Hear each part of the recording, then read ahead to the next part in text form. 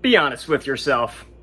You did not click on this video for a review of Elio. Because if you're watching this video, especially from how long this movie's been out, you probably know what I'm gonna say about this movie. And even if you don't, you've probably made your own opinion on it, and if you haven't, that means you don't care about this movie at all. No, you're not here for a review of the movie. You're here for another rant about Disney and Pixar pulling more bullshit. And trust me, you'll get it, but you will get a short review of this movie first. Because, yes, I did see this movie, but here's the weird thing.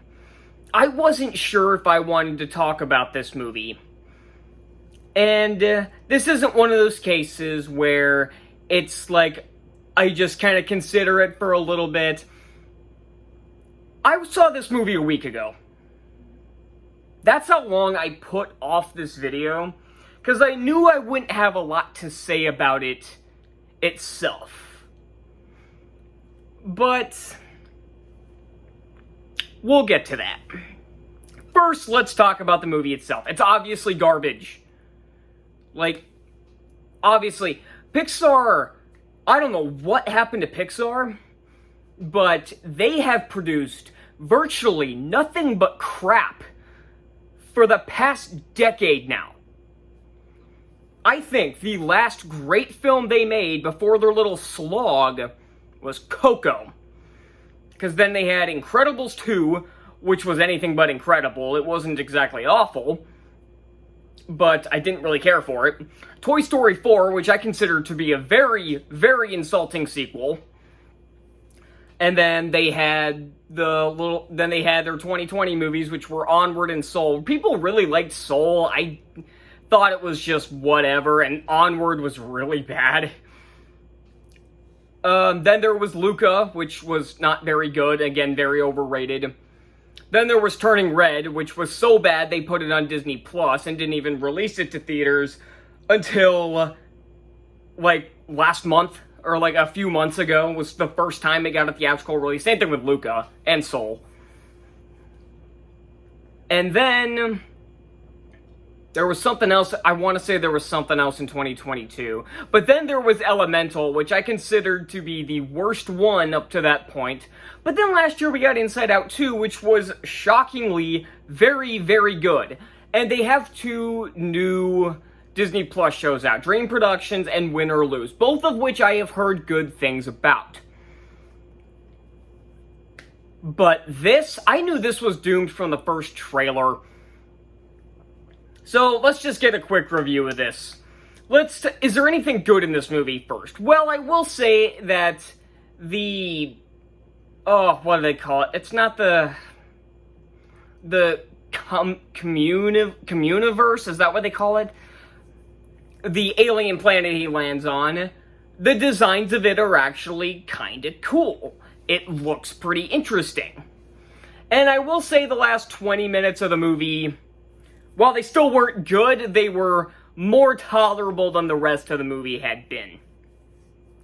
But this movie is awful on every account. First off, the animation. This is the same stupid fucking animation style they've been using for a lot of other movies.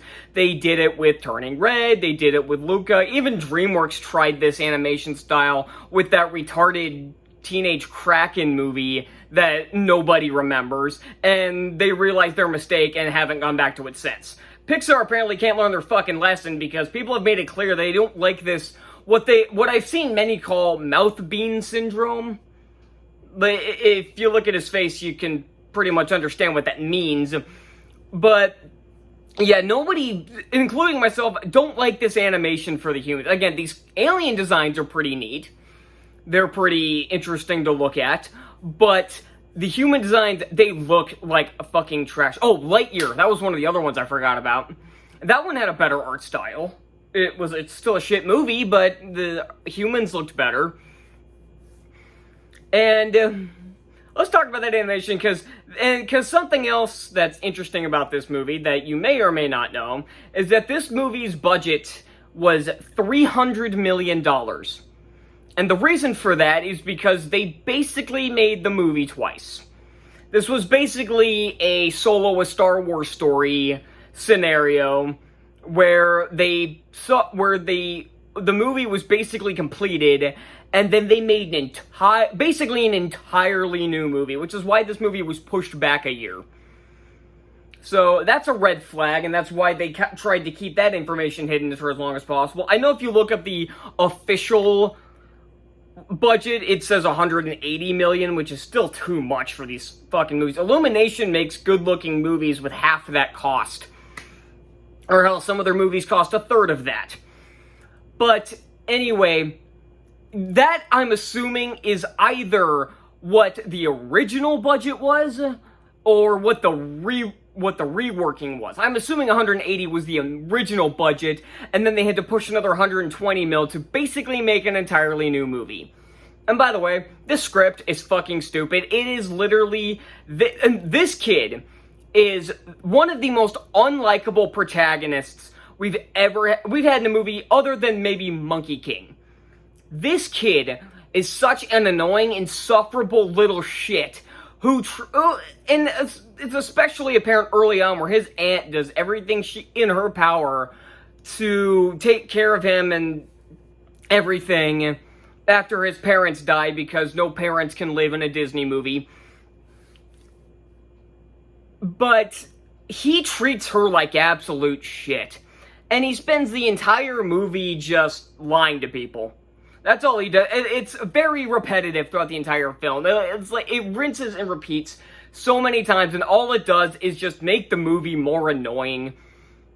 Again, I don't have much to say about the film itself, but I want to talk about is some new controversy that came out with Pixar making a rather misguided attack on people who criticize their films, because me, I would put myself in this category as well, tell Pixar and Disney to stop making sequels and remakes and make original films. And it's not just Disney and Pixar. Like, now DreamWorks is getting in on the live-action adaptations, and they've already, like, made the worst one on their first attempt somehow.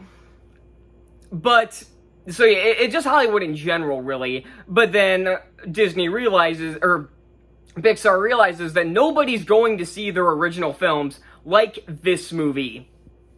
But people flock to see Inside Out 2, and which made over $1 billion. Toy Story 4 made $1 billion. Incredibles 2 made $1 billion. Cars 3 made shitloads of cash. Finding Dory made shitloads of cash. Monsters U made a bunch of money. But their original films like this movie and Elemental flopped. But if you notice, those two examples that I gave were absolutely terrible movies that everybody knew were going to be terrible. Pixar just wants to deflect the blame for people hating this movie and this movie losing a shitload of money, like possibly up to $200 million. See, it could lose that. I don't know if it'll quite lose that much, but it will lose a lot of money. So that just doesn't... It is blatantly obvious that Pixar and Disney don't care about quality control. They just want to shit out whatever they want. I'm wondering if this movie was... I saw a claim that this movie was sabotaged, but they were referring to the fact that this kid was originally a queer character, but Pixar pissed their pants and realized that that would make the movie tank even harder, so that was one of the changes made. But I'm wondering if they did actually try to sabotage the movie by making it as bad as possible to make a point. Now, I know that sounds like a schizo conspiracy theory, which is why I don't actually believe that, but it is a thought that crossed my mind, and I thought it was worth bringing up. So, I don't really have anything else to say about this film. It's one of the most... not only is it one of the most irritating films I've ever watched. It's also somehow one of the most forgettable. It somehow managed to annoy the hell out of me, but also just go in one ear and out the other. I don't know how you do that, especially with a company like Pixar, which used to make some of the greatest animated films of all time, but somehow they pulled it off. I'm giving Elio... Should I even bother giving it an F? I mean, it does have some good animations in the Communiverse, and much like Transformers 1, the last 20 minutes were a bit more interesting than the rest of the boring schlock that I had to sit through. So, I'm gonna go D-. It weaseled its way out of an F, because, again, it's just too forgettable. Just like the Lilo and Stitch remake, it's too forgettable to give an F. So, that's all I got now. See you all next time. Bye.